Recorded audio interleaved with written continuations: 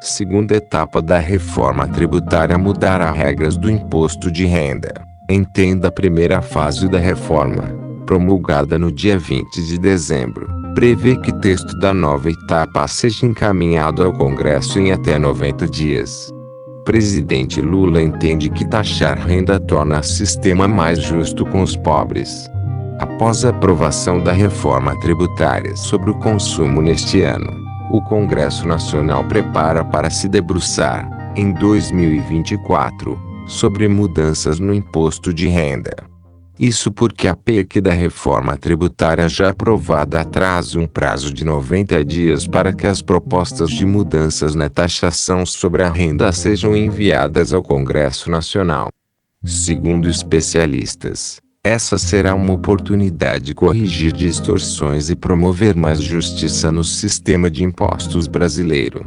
A aprovação da alteração constitucional do sistema tributário sobre o consumo pelo Congresso Nacional é um avanço para a modernização dos impostos e abre os caminhos para a reforma sobre a renda no Brasil, que é fundamental para combater a injustiça fiscal neste país em que os indivíduos de menor renda são sobrecarregados com impostos, enquanto os mais ricos contribuem proporcionalmente menos em tributos, avaliou a Federação Nacional do Fisco Estadual e Distrital, FENAFISCO.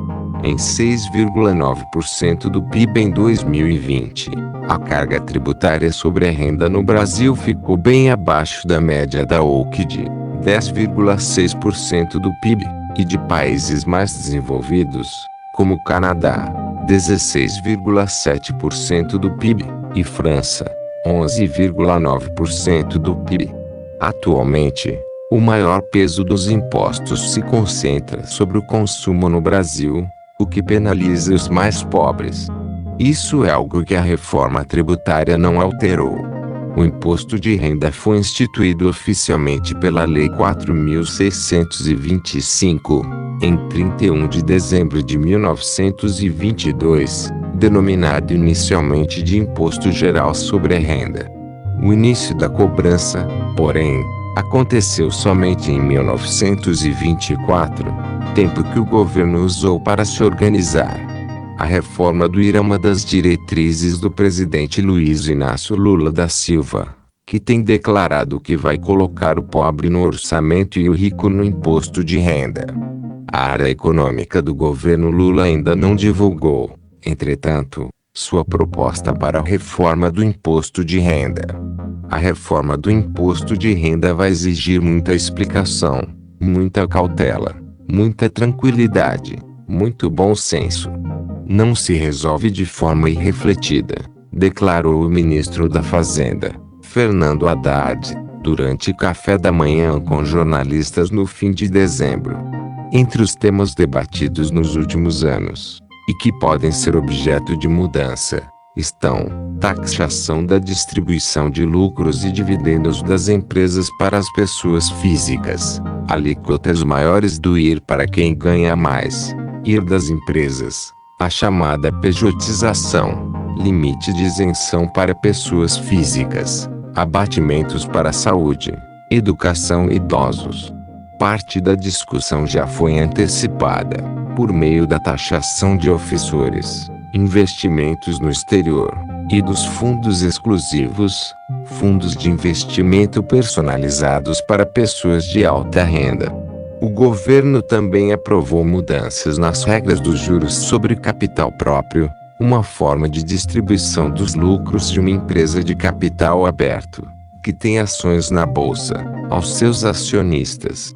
Ao contrário da reforma tributária sobre o consumo, no caso da renda não é necessário o envio de uma proposta de emenda constitucional. Projetos de lei são suficientes. Com isso, a necessidade de voto será menor para sua aprovação. Taxação de lucros e dividendos. Os lucros das empresas já são taxados no Brasil, mas a sua distribuição para as pessoas físicas, desde 1996, é livre de tributação, algo que não acontece na maioria dos países. A taxação por meio do imposto de renda aconteceria quando a empresa distribuir os lucros e dividendos para as pessoas físicas, ou seja, para seus sócios, acionistas, controladores e investidores. Empresários, porém, reclamam que essa taxação aumentaria a carga tributária das firmas.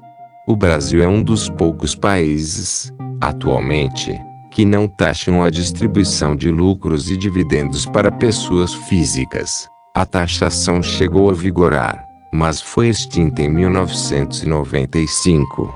Estudo do Instituto de Pesquisa Econômica Aplicada, IP, indica que outras 4 nações também não tributavam esses rendimentos: Estônia, Letônia, Eslováquia e Romênia. No governo do presidente Jair Bolsonaro, a Câmara dos Deputados chegou a aprovar o retorno da taxação da distribuição de lucros e dividendos a pessoas físicas. Entretanto, o texto não foi levado adiante no Senado Federal. A proposta inicial do então ministro Paulo Guedes, da Economia, era uma alíquota de 20% para a taxação de lucros e dividendos. Mas durante as negociações, o percentual caiu para 15%. E empresas com faturamento anual de até $4,8 milhões, entretanto, continuariam isentas, limitando muito o escopo da medida. Mesmo assim, Guedes estimou, no ano passado, que a medida poderia render cerca de $70 bilhões por ano aos cofres públicos. O atual ministro da Fazenda, Fernando Haddad, busca reduzir benefícios para as empresas como forma de recompor a arrecadação e, com isso, atingir a meta de zerar o déficit fiscal. Ele já indicou que pretende retomar a taxação de lucros e dividendos. Mas sua proposta ainda não foi divulgada. Pejotização. Outro fator que contribui para o pagamento de menos impostos é a chamada pejotização, ou seja, a contratação de empresas para cargos que têm características de pessoas físicas, como habitualidade, salário e subordens dos chefes. Quem trabalha dentro do regime da Consolidação das Leis do Trabalho, CLT, tem carteira assinada, com direito a férias remuneradas, 13º salário, Fundo de Garantia do Tempo de Serviço, FGTS, entre outros benefícios trabalhistas. No entanto, há empresas que optam por contratar profissionais que são pessoas jurídicas, com CNPJ, Cadastro Nacional de Pessoa Jurídica. Já os profissionais contratados como PJ têm uma empresa aberta em seu nome e se tornam prestadores de serviços para a empresa contratante, emitindo notas fiscais. Eles não têm nenhum direito trabalhista previsto na CLT, porque não se trata de uma relação de emprego. Dentro dessa modalidade de profissionais com CNPJ entram, por exemplo, os microempreendedores individuais, MEIs, e os microempresários, MES. A diferença entre os dois tipos está no faturamento anual, nas atividades e número de funcionários permitidos e no regime de tributação. A reforma do IR só vai trazer progressividade, mais impostos para aqueles com maior renda, se ela acabar com o privilégio que existe com relação às pequenas e médias empresas, seja decorrentes de pejotização, seja não. Nas duas situações, tem uma subtributação da renda. A tributação do lucro não tributado de pequenas e médias empresas, que uma forma de atacar é a tributação do dividendo, mas não é a única. Ela sim traria uma maior progressividade ao sistema tributário, avaliou Vanessa Raucanado, coordenadora do Núcleo de Pesquisa em Tributação do INSPER. Alíquota maior do IR para pessoas físicas. Outra forma de taxar as pessoas físicas com salários maiores, e promover uma maior progressividade na tributação, seria estabelecer uma alíquota maior para a faixa mais elevada de renda, algo que chegou a ser cogitado pela equipe econômica de Paulo Guedes, em 2020.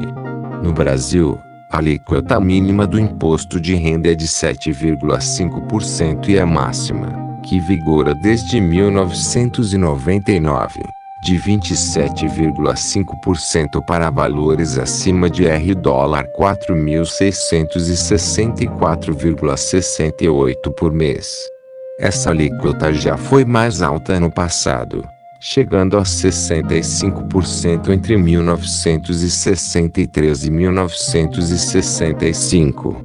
Em outros países, tendo por base o ano de 2019, as alíquotas mais altas, para faixas maiores de renda, são as seguintes: Alemanha, 47,5%. Quanto mais alta for a renda, maior será a alíquota de imposto. China, 45%. Suécia, 61,85%. Estados Unidos, alíquotas vão de 10% a 37%, e as faixas variam de acordo com a condição do declarante: solteiro, casados que declaram separadamente ou chefe de família. IR das empresas. Atualmente, a alíquota do IRP cobrado das empresas está em 15%, e também existe um adicional de 10% para lucros acima de $20 mil por mês, empresas de maior porte. Junto com a contribuição social sobre o lucro líquido, CSLL, a tributação sobre as maiores empresas é da cerca de 34% no Brasil. Segundo dados da Tax Foundation, organização sem fins lucrativos que atua há mais de 80 anos fazendo avaliações sobre impostos e coletando dados sobre tributos ao redor do mundo, o IRP médio dos países da Organização para a Cooperação e Desenvolvimento Econômico, OCDE, que reúne 38 nações mais desenvolvidas, foi de 23,6% em 2021. A equipe econômica do ministro Fernando Haddad já antecipou que vai propor uma redução do imposto de renda à pessoa jurídica, IPJ, juntamente com a desoneração da folha de pagamento das empresas. O padrão internacional é uma referência. Não quer dizer que é necessariamente igual ao padrão mundial, mas certamente é uma referência. Não está decidido, declarou o secretário extraordinário da Reforma Tributária do Ministério da Economia, Bernard Api, ao G1 e à TV Globo em agosto. No governo do presidente Jair Bolsonaro, o então ministro da Economia, Paulo Guedes, almejava reduzir o IRP para um patamar máximo de 25% no Brasil. Limite de isenção da tabela do IR. Durante a campanha eleitoral do ano passado, o presidente Luiz Inácio Lula da Silva prometeu a isenção do imposto de renda das pessoas físicas, IRPF, para quem ganha até $5 mil mensais. Em novembro do ano passado, o então coordenador do PT pelo orçamento de 2023, o senador Wellington Dias, PT, hoje ministro do Desenvolvimento Social, afirmou que o tema seria tratado ao longo do mandato de Lula, que vai até 2026.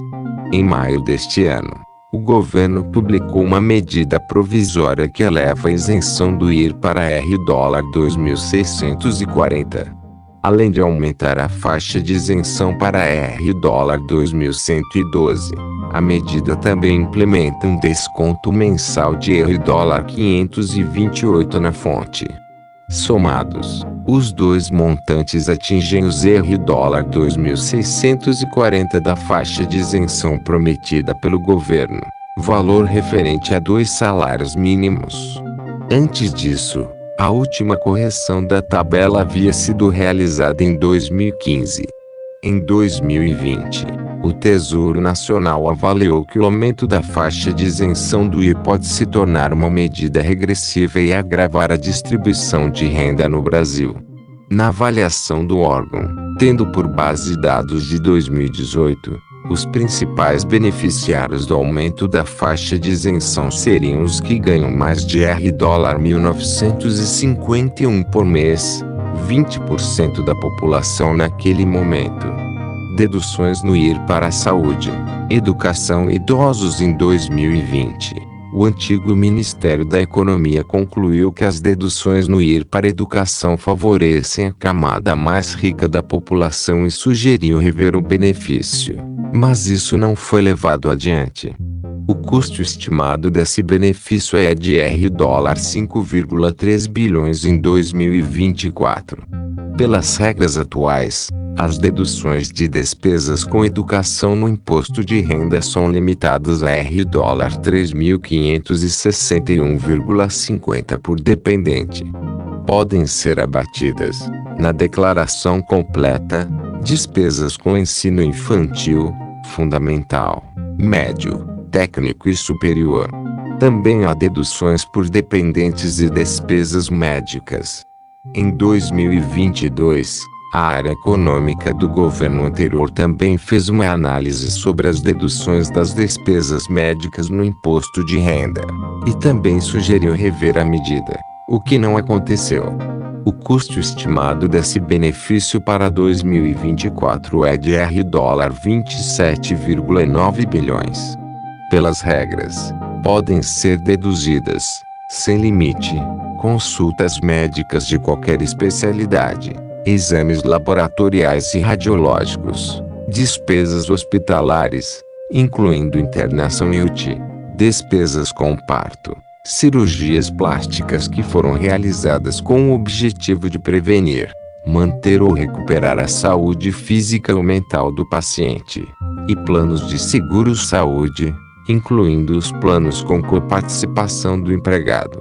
De acordo com a avaliação da área econômica, apenas 0,8% das deduções de despesas médicas estavam direcionadas aos 50% mais pobres da população, enquanto 88% do benefício concentra-se na parcela, 20%, correspondente às famílias de maiores rendas, e 16,4%, 1%, de maior rendimento.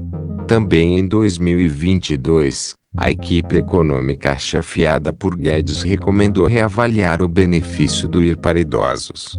A avaliação do Ministério da Economia apontava que esse benefício é destinado a 3 milhões de pessoas situadas, na grande maioria, entre os 10% mais ricos do país. O custo estimado desse benefício é de R$15,6 bilhões em 2024. Para quem tem 65 anos ou mais, a Receita oferece dedução de R$1.903,98 por mês sobre o rendimento tributável a partir do mês em que o contribuinte completa essa idade. Com o benefício, o aposentado ou pensionista tem uma dupla isenção, havendo incidência de imposto somente sobre o que ultrapassar R$3.807,97 mensais, R$49.503,48 anuais. Benefícios fiscais do Imposto de Renda para 2024. A Receita Federal calculou que os benefícios fiscais ligados ao imposto de renda somarão cerca de R$218 bilhões. A suspensão de benefícios, ou de parte deles, representaria ingresso de recursos nos cofres públicos. Além de deduções para saúde, educação e idosos, entre os setores beneficiados com maior representatividade em termos de recursos estão aposentadoria por moléstia grave ou acidente, IRPF, R$23,2 bilhões em 2024, indenizações por rescisão de contrato de trabalho, IRPF, R$9,7 bilhões ano que vem, seguro ou pecúlio pago por morte ou invalidez, IRPF, 2,7 bilhões em 2024, assistência médica, odontológica e farmacêutica a empregados, IEPG, 9,6 bilhões Simples Nacional, IEPG, R$28,5 bilhões de renúncia Sudão, IRPG, R dólar 15,4 bilhões ano que vem. Sudene, IRPG, R dólar 23,6 bilhões em 2024. Entidades sem fins lucrativos, IRPG, R dólar 8,6 bilhões. Informática e automação, IRPG, R dólar 6,8 bilhões. Inovação tecnológica, IRPG, R dólar 5 bilhões. Poupança, IRF, R dólar 12,2 bilhões. Títulos de crédito, setor imobiliário e do agronegócio, IRF, 6,5 bilhões.